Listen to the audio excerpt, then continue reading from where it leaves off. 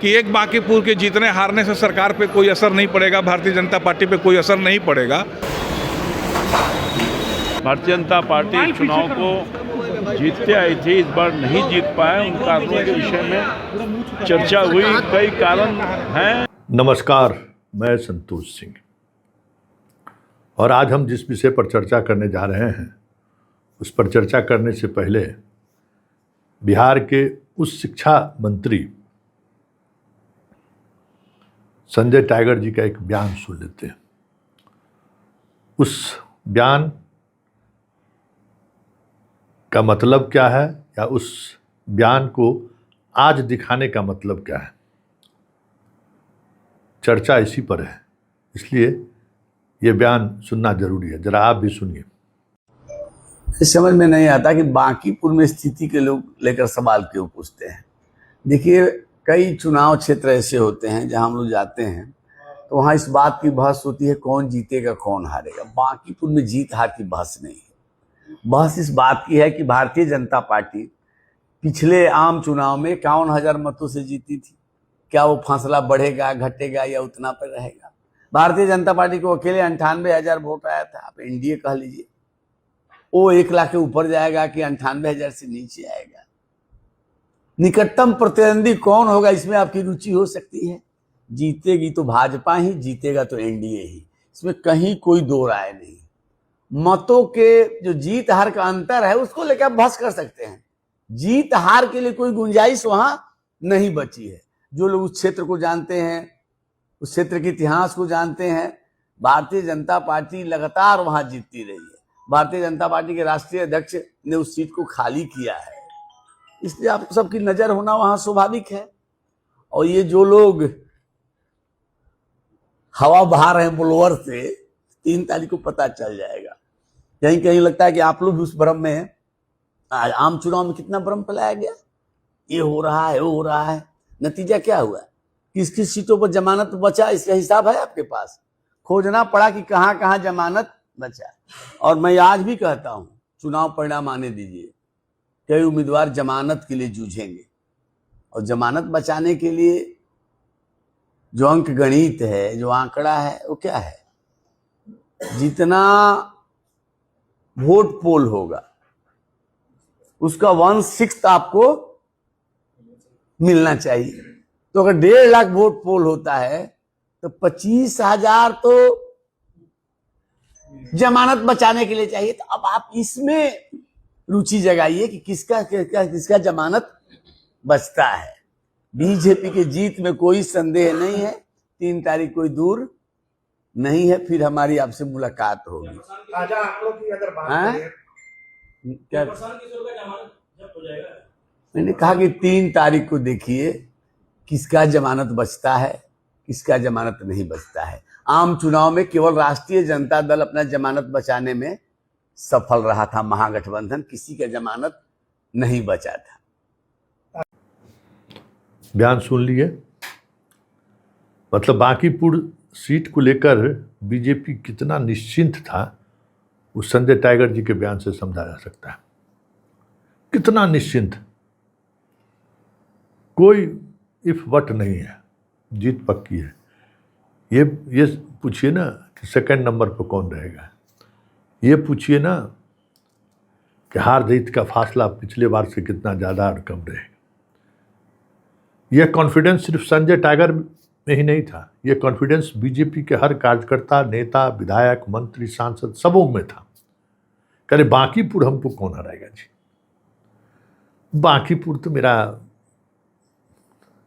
कहिए तो परंपरागत सीट तो है ही, वोटर भी परंपरागत है, पीढ़ी दर पीढ़ी से लोग भाजपाई हैं। वहां पर हार कैसे हो जाएगा?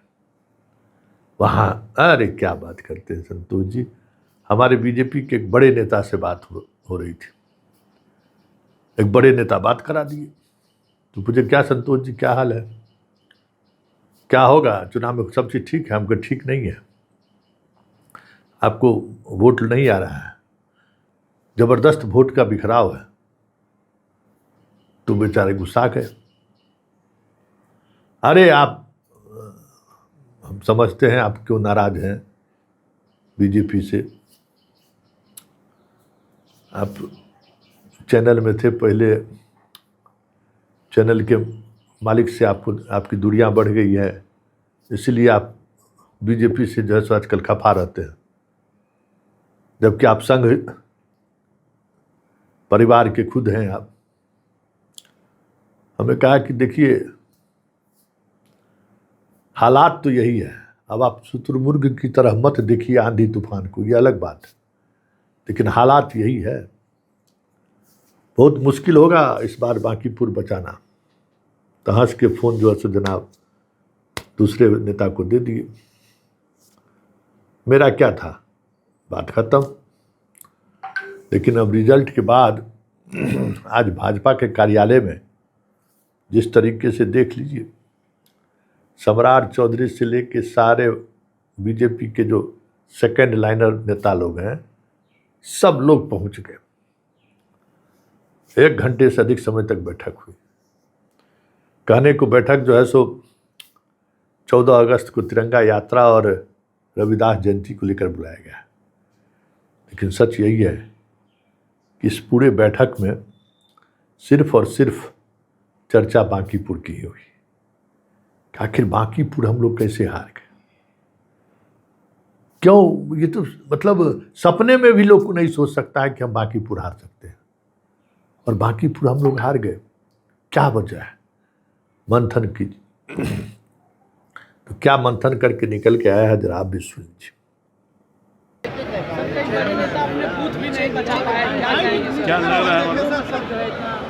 अरे चुनाव में हम लोग को जीतना चाहिए था। पिछले 30 सालों से भारतीय जनता पार्टी चुनाव को जीतते आई थी, इस बार नहीं जीत पाए। उन कारणों के विषय में चर्चा हुई, कई कारण हैं, इसकी समीक्षा की गई और जो कमी रहेगी उसको दूर करेंगे, पार्टी को मजबूत करेंगे। बांकीपुर हमारा था, हमारा है और हमारा रहेगा।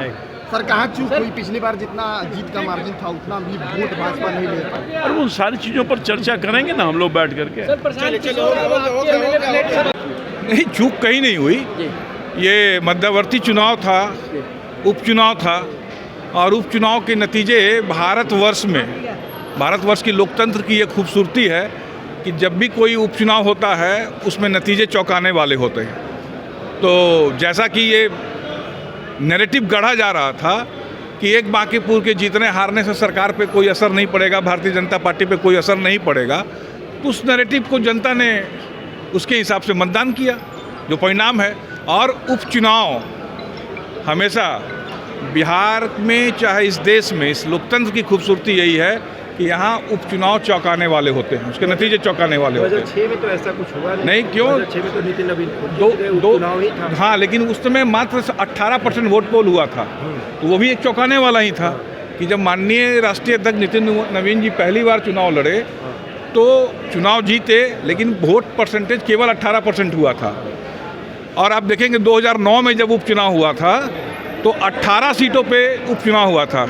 उन 18 सीटों पे 13 सीट हमारे विपक्ष के लोग जीते थे, लेकिन उसके ठीक 8-9 महीने बाद जब आम चुनाव हुआ तो हम लोगों ने विपक्ष का सुपड़ा साफ कर दिया था। 40 लोग थे, आपके 40 धुरंधर थे। अरे ये धुरंधर नहीं थे, ये एक पार्टी की परंपरा होती है, किसी भी पार्टी की परंपरा होती है।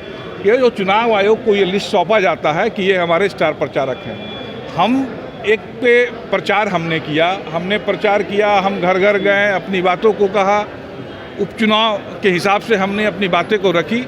जनता का जो जनादेश है वो भारतीय जनता पार्टी बहुत विनम्रता से स्वीकार करती है। क्या हुआ बांकीपुर के लिए, क्या निर्देश हुआ? कुछ नहीं, बांकीपुर की सेवा करते रहना है। बांकीपुर के कार्यकर्ताओं को कहा गया कि बांकीपुर की सेवा करते रहना है। मुख्यमंत्री ने क्या कहा? मुख्यमंत्री जी ने यही कहा कि बांकीपुर के विकास के लिए कोई कमी कसर नहीं छोड़ी जाएगी। पार्टी हमारी लगातार संगठनात्मक बैठकें करती हैं और उसी संगठनात्मक बैठक के क्रम में आज बैठक थी। पार्टी के कई कार्यक्रम अगले सप्ताह में, 1 सप्ताह में आहूत हैं, जिसमें अपना संत रविदास जी की जयंती का कार्यक्रम 7 तारीख को ज्ञान भवन में हो, 14 तारीख को तिरंगा यात्रा जो हर वर्ष निकालते हैं, तो 10 से 14 तारीख तक पटना और बिहार देश के अलग अलग कोनों में तिरंगा यात्रा निकलेगी। उसके संबंध में भी विस्तार से चर्चा हुई है। और स्वाभाविक है बांकीपुर चुनाव में अभी हम लोग चुनाव हारे, तो उसके संबंध में भी कार्यकर्ताओं से फीडबैक कि कहाँ चूक रह गई, कहाँ कमी रह गई, इस संबंध में भी एक चर्चा करने का काम हम लोगों ने किया है। क्यों, कहाँ चूक हो गई? आपको, आप क्या मानते हैं कि कहाँ चूक हो गई? व्यक्तिगत मानना नहीं, सामूहिक रूप से विपक्षी सामने का व्यक्ति एक गलत नैरेटिव बनाने में सफल रह गया, इसलिए उसको सफलता आपने उस समय खंडित नहीं किया। जो विपक्षी के कई नैरेटिव है वो विस्तार से उसमें सब समीक्षा भी हो रही, कई चरणों में होगी और उसको बताया जाएगा। खंडन तो जब कोई काम करते हैं तब ना उसका खंडन करते हैं, लेकिन जो भी है उस समय भी बताया गया, अभी भी बताया गया। कई बार लोग 10 बार झूठ बोल के भी एक बार को सत्य साबित करने में सफल हो जाते हैं, लेकिन वो लंबे समय तक सफल थोड़े हो पाएंगे। कुत्ते बिल्ली वाली बात जहाँ तक आई, आप लोगों ने अब कह रहे हैं कि नहीं वो गलत बात थी, उस समय शुरू से कहा गया कि गलत बात है। जनता के बीच आप ये अब नहीं पूछे थे नहीं, हाँ ये बात जनता ने कहा कि नहीं, वही तो कह रहे हैं कि नैरेटिव बनाने में वो सफल हो गए। वही तो मैं कह रहा हूँ आपको कि कोई व्यक्ति गलत नैरेटिव बनाने में सफल हो गए तो उनको सफलता मिल गई। इतनी बड़ी पार्टी, इतने विधायक, और आप उस नैरेटिव को गलत साबित नहीं कर पाए। तो वही तो कह रहे हैं कि तभी कुछ तो किया होगा, तभी ना सफल हो गए होंगे। अगर सब कुछ हम ही कर दिए होते तो कुछ तो गलत किया होगा, तभी ना वो सफल हो गए। वही तो मैं कह रहा हूँ आपको, मैंने भी तो वही बात कही जो आपको। तो अब आगे क्या होगा? अब आगे पार्टी अपना, पार्टी या तो जीतती है या सीखती है, तो सीख रही है पार्टी, जो कमी रह गई उससे सीखेंगे। राष्ट्रीय अध्यक्ष की सीट को आप लोग, अरे भाई कुछ कमी रह गई तभी तो कह रहे हैं ना कि कमी रह गई तभी ना जीत गए। सब कमी ही नहीं रहते। क्या निर्देश मिले? निर्देश क्या, पार्टी काम करती है। पार्टी संगठनात्मक जो कार्यक्रम बताया आपको कि हम लोग के कई कार्यक्रम है, उस पर हम लोग आगे काम करना है, उसको काम करेंगे। मंत्री ने क्या कहा? मैंने कहा ना कि पार्टी व्यक्तिगत रूप से पार्टी सामूहिक निर्णय लेती है। संगठनात्मक बैठक में जो पार्टी के आगे के कार्यक्रम, उस कार्यक्रम को अच्छे से करना है। अपने संत रविदास जी की जयंती है 691, 7 तारीख को ज्ञान भवन, उस कार्यक्रम को बढ़िया से करना है। 10 से 14 अपना जो तिरंगा यात्रा है पार्टी हर वर्ष करना है, उसको भी बड़े पैमाने पर करना है। इन सब कार्यक्रमों को तैयारी करके उस पर चर्चा की गई। ये बात मानते हैं कि बीजेपी का जो वोट बैंक रहा है, हर एक क्षेत्र में, हर एक समाज में सेंधमारी हुई है। वोट कमाया तभी तो चुनाव हारे होंगे ना। अगर चुनाव वोट सब हमको मिल ही जाता तो हम चुनाव थोड़े हारते। वोट कहीं ना कहीं कमी हुई है, उसी कमी के बारे में चर्चा कई स्तर पे होगी। कहाँ कमी है, बूथ स्तर पे चर्चा होगी, प्रखंड स्तर पे चर्चा होगी, शक्ति केंद्र, वो चर्चा चलेगी। वो अनवरत प्रोसेस। सुन लिए, अभी भी ये लोग उस सच को स्वीकार करने को तैयार नहीं है। बांकीपुर था, है और रहेगा भी। वाह क्या बात। अरे एक फरेब आदमी के चक्कर में जो है सो सब गड़बड़ा गया, फर्जी नैरेटिव चला के जीत गया। अरे भाई चुनावी मैदान है ना, यहाँ प्यार की तरह जो है सो सब कुछ जायज है। तो आपको समझ में नहीं आ रहा था कि आपके खिलाफ इतनी गहरी साजिश रच दिया है जिसका जनता पर बड़ा असर पड़ गया। मतलब अभी भी ये लोग हार का ठिकरा उस बयान को दे रहे हैं जिसको कहता है कि प्रशांत किशोर ने बहुत ही स्ट्रेटजी के तहत लोगों तक पहुंचा दिया। वही कुत्ता बिलाई को देंगे तो जीत जाएगा। नीतीश का बयान AI जनरेटर था।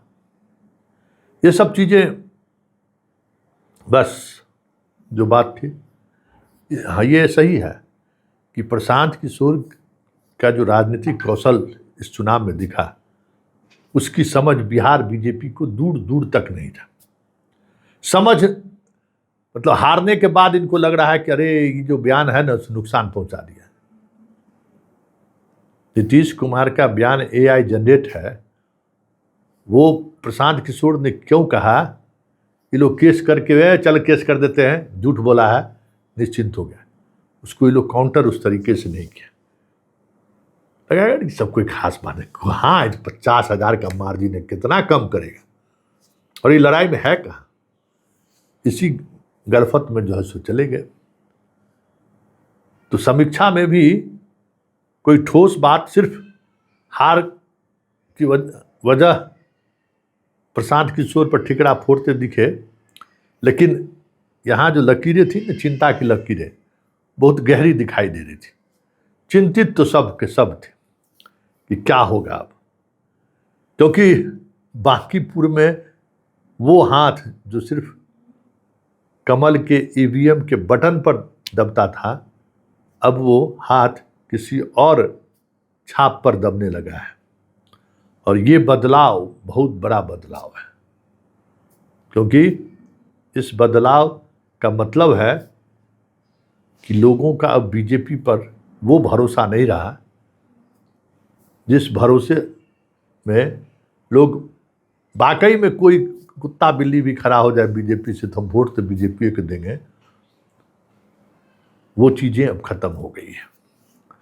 अब इसका कितना असर पड़ेगा वो तो वक्त बताएगा, लेकिन समीक्षा बैठक में चिंता की लकीरें साफ दिख रही थी और बांकीपुर उपचुनाव की हार को वो ऐसा महसूस कर रहे थे जैसे सरकार उनकी हार गई हो।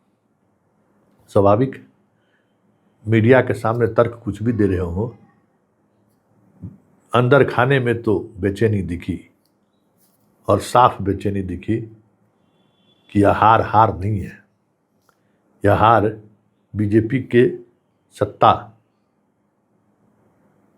कहीं हाथ से फिसला दे, इसका डर भी है।